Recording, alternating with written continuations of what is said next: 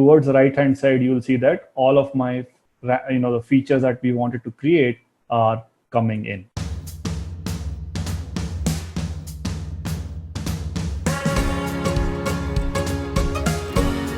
Hello, welcome to the Feature Engineering and EDA using Excel and Modeling using Python webinar.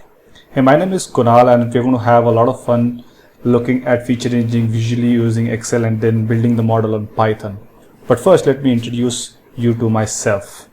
My name is Kunal Naik. I love teaching data science. I have a YouTube channel on teaching data science, getting started and warming up. Previously, it was on Excel, but now I've moved to teaching stuff on data science also. I work at Dell as a marketing advisor, in the data science team. So that's the professional side of me. And I work in the marketing domain a lot of things like customer analytics, targeting, and so on and so forth. Then I'm also a lifeaholic evangelist where I blog about how to live life and how to create a balance between working and living a life and doing all the other things around life that usually gets ignored. I'm also an avid learner. I learn a lot. That is a part of my daily ritual. And as a recreational activities, I do scuba diving. So let's get started then. Today's agenda is going to be why feature engineering with Excel first, then defining the problem statement. We're going to use feature engineering using Excel. This is the focus area. So most of our webinar is going to be around this. We're going to build, train and test data set using Excel, build a logistic model using Python, evaluating and submitting the solution to Kaggle competition. And if there is time, we'll also be looking at if we can do random forest model. Then we'll do wrap up and Q&A if there are any. So why this particular webinar? Feature engineering and preprocessing today looks like this, right? So we have make pipeline with column transformer, and we can give whatever strategy we want, whether it's imputing, binning, or one-hot encoding within a pipeline, and do this pre-processing much more simply. Before or currently, it's going to be looking like this, right? So we try to fill missing values with the fill NA by taking median or mean. We do binning such things. We do binning like this, and we also treat categorical variables such as this. This is few examples of how it is done, but never have we looked at feature engineering visually. So this particular webinar is focusing on the point on how we can do feature engineering and how the pre-processing steps looks like visually, and that too on our very own Excel. You'll see that the capacity that Excel has in terms of doing feature engineering will be huge. But the only problem is that it cannot handle large amounts of data. So we're going to take a small data set, that is a Titanic data set, and try to do all of these feature engineering processes. Now, please note that we are not going to do the most state-of-the-art feature engineering processes, but we're going to do some examples of it just to give you a visual cue of how feature engineering looks like when done on Excel. Okay, so let's rediscover feature engineering visually. The problem statement that we have for today, right? It's to predict the survival rate of 419 passengers on the Titanic ship. Unfortunately for these guys, the survival information was not present, and we sort of have to find the survival rate of these particular passengers that we have, right? So we in totality we have 891 plus 419 passengers given by the Titanic Kaggle competition, which will roughly be around 1309 rows. Some of them are in the train data set, some of them are in test, right? So we'll be using the 891 passengers, the train data, right, which will have the survival information along with the demographics and other information for us to build a model on top of it, and then use the model that we have on the 419 passengers, that is the test data set, to predict whether they have survived or not. Now, in this particular data set, there will be no survival information, right? You'll only have the demographics and the other information, and that's what the competition is about, right? To predict whether the passenger has survived or not. Now, moving forward, To help us, we have a set of variables, and we'll also be creating more using Excel, right? And that's what the feature engineering is about. For a quick overview on what variables that we have currently provided by the competition, we have P class, sex, age, SIBs and spouses, parents and children, ticket, fare, cabin, embarked, right? And some of the descriptions are given below, right? Now, obviously, these variables we are going to be using, but the fun part is obviously extracting some more features out of this existing features, right? Now, the whole part will be that, hey, you know, while we are having current set of features, some features may not make business sense in that particular context, right? Some may make sense, some may not, they may not make sense. But the whole idea is to get as many features as possible and let the algorithm decide which of them are important, right? Again, now don't get into a trap of like, hey, but that does not make sense, and that should make sense in such a way, right? The whole idea is to look at it in more subjective and more artistic way, such that you are going to get more value or more accuracy whenever you build the model, right? Next, obviously, we'll also start with the goal, right? Typically, if you have already worked with the Titanic problem statement, right, you will typically get with the base gender submission a 0.75 score. With the logistic regression, you'll get a 0.77 score, right? But our goal here is to feature engineer and then use a random forest model on top of it to basically get a score between 0.78 and close. That's how we're going to be doing it. Okay, cool. So that being said, let's get cool. So that's our goal, guys. Basically, we will be trying to reach a score on the Kaggle tangent competition, a score of 0.78 and 0.79, and that's sort of a very good score to start off if you are there working on this competition for a long. Okay, so time to get our hands dirty with the competition with Excel. And I'm just going to give you a brief idea of what are the things that we're going to do on Excel, right? So we're going to do feature engineering. First, obviously, we'll begin with missing value treatment. Then we're going to recode some certain variables, extract new features. Some of them are numerical in nature. Some of them will be categorical in nature.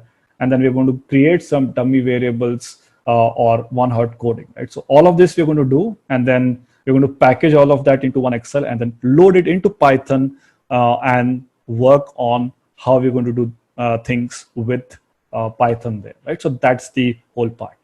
Okay, so now let me stop my video for now and take the screen share to Excel. Okay, guys, so this is the data set that we have, where we have the columns that are present here, right? So we have around 12 columns present here along with survived. And these are the demographics and any other information, right? So we have name, sex, age, the family information, ticket, fare, cabin, and embarked. Similarly, we'll have a test data set, which will basically have the same information, but except that survived will not be present here, right? Now, obviously, when this is not present here, which means that we need to be working on this, predicting on this particular thing, right? So for the entire process, right, for the feature engineering and missing value treatment, what I'm going to do is I'm going to take all of these variables and put them into one particular data set and then create the all the features on top of it, right? The expected outcome will be looking something like this, where I have all the features with me, and then towards the right hand side, you will see that all of my the features that we wanted to create are coming in, right?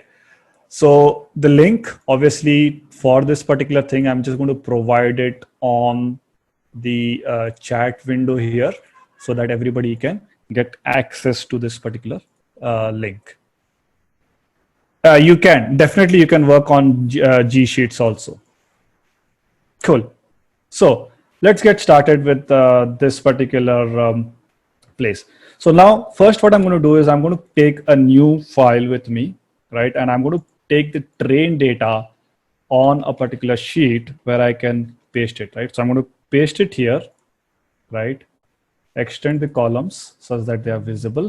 And then I'm going to take the test data, right, along with me and paste it just below the train data,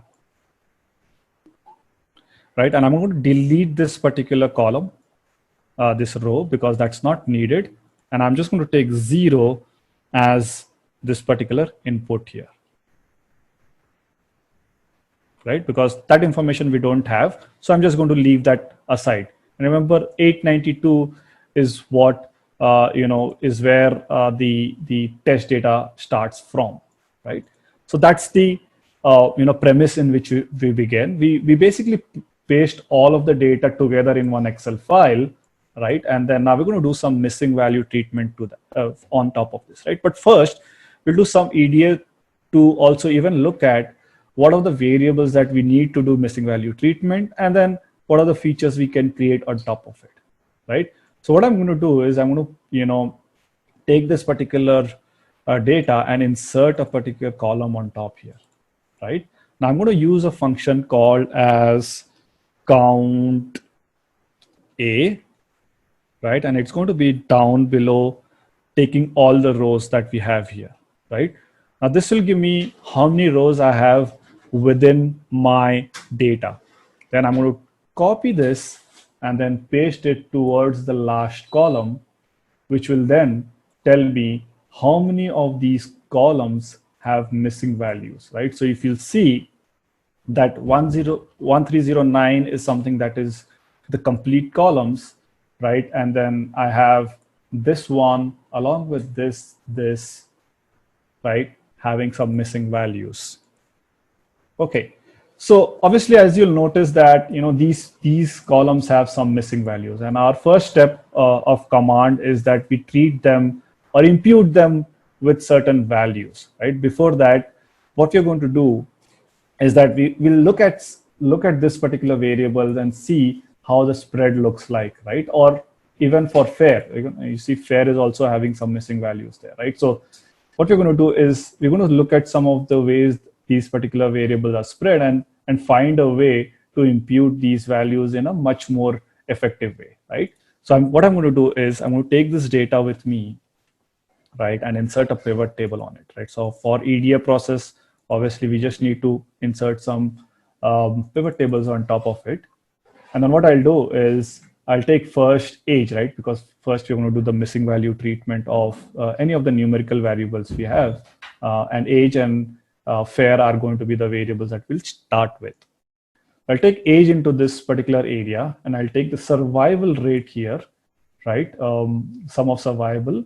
And then I'll take the count of passengers on top of it, right? And then I'm going to group this in such a way that it's going to give me some groups in which I'm able to see the survival rate of each of these particular groups, right? So which will tell me like, hey, age group from 0.17 to 10.17, there are these many passengers, right? And out of them, 38 of them survived, right? So if I do like a C4 divide by B4, you'll see that the survival rate will be present, right? And this is like a part of the exploration process that we have here.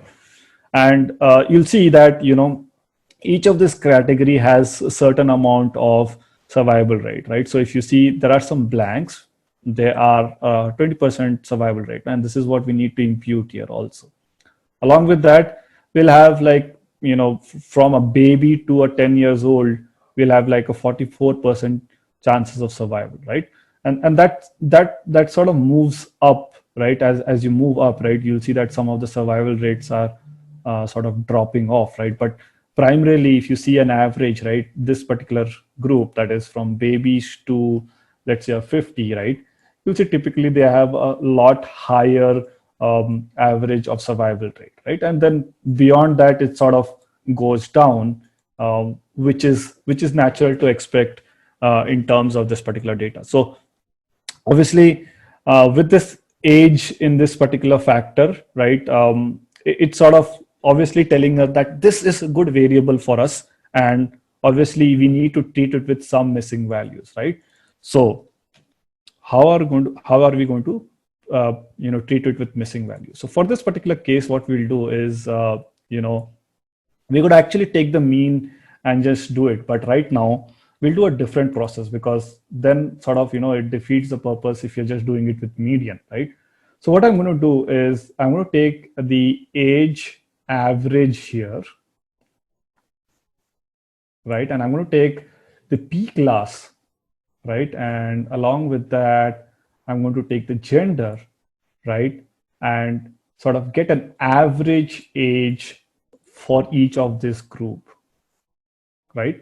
And you'll notice that, with this particular group, you're sort of getting a different age group or something like that, right? If I just go to the design tab and convert this as a table, don't show subtitles, don't show grand totals, you'll see that P class, female and gender have different average age, right? So instead of sort of taking the average age and imputing it there, what we're going to do is we're going to impute it with each of these categories, right? That way we're sort of getting a closer imputation with the age variable, right? So how do we do that? What I'm going to do is I'm going to call this variable as age underscore 1, right? So first we're going to fill it with missing values that sort of comes from this particular window here, right? And if it is a blank, will it be replacing it, right? So how do we do that? I'm just going to do a simple VLOOKUP, right? So I'll say VLOOKUP, I'm going to do a SUMIF, right? So I'm going to say SUMIFs, right? The sum range is going to be this particular column we have here, comma, I'm going to go back to the data, right? And I'm going to take P class as the other input that we have here, comma, go back to the data and choose the P class for this particular passenger, right? Next, I'm going to take again the sex variable here, right? Fix it, go back to the data, and then choose the male here.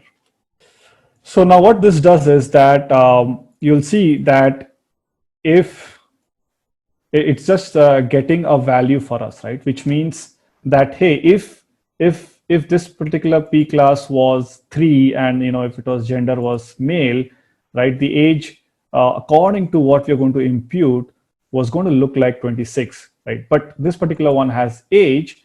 So what we will do is that we'll apply a if condition on this, right? So you'll say if this particular value is equal to blank. Remember, we don't want to impute those that already exist.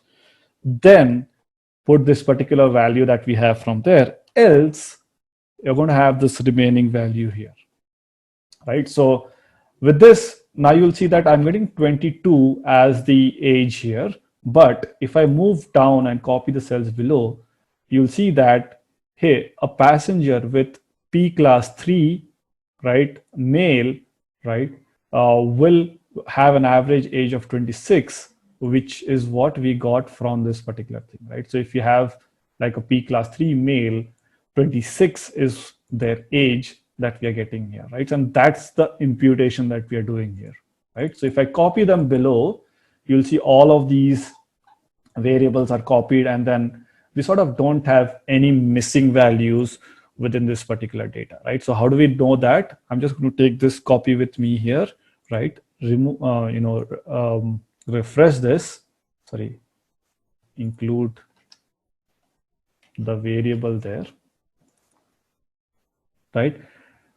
Remove this age and add this age spread, and then say group, and say okay, and you'll see that you no longer have any missing values, right? That's because we imputed them with this particular trick that we have here, right? Now, obviously, there are a lot of tricks. We can sort of impute it with the average. We can impute it with mean, median. All of these tricks are possible, right? You can also do k-means clusters and do imputation. But yeah, this was like a very close imputation technique with Excel, right? It was sort of easy for us to do this kind of technique and put it with using this, right? And then obviously, if you check the number of rows for this particular one, you will see that it will not have any missing values, right?